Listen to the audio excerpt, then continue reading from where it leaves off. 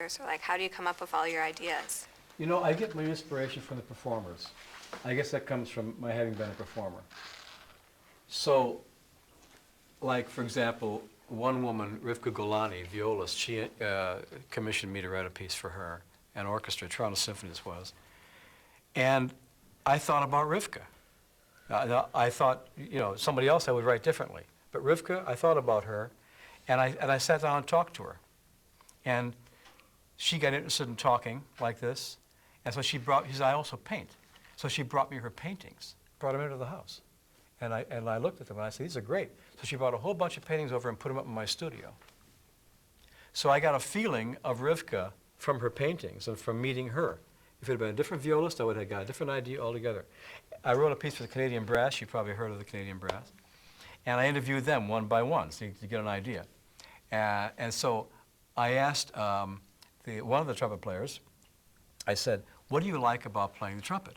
He said, well, no one's ever asked me that before. He said, but I love to play soft.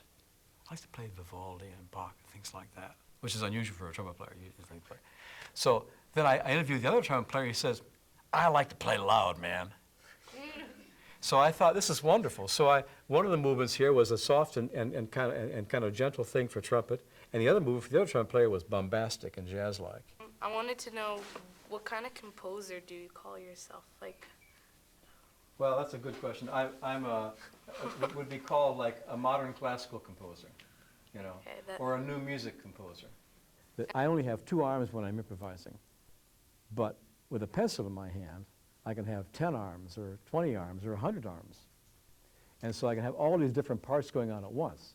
And so I can improvise something fabulous that I could never improvise by myself. And also with instruments I don't know how to play. So that's how I got so fascinated by it and got into it. Then I started and wrote that piece was successful and it was published and recorded. And this is like, I don't know if you've ever heard of the word Gregorian chant, or if you know what a monk is, you know, in a monastery. And they pray and they sing. And they sing in this kind of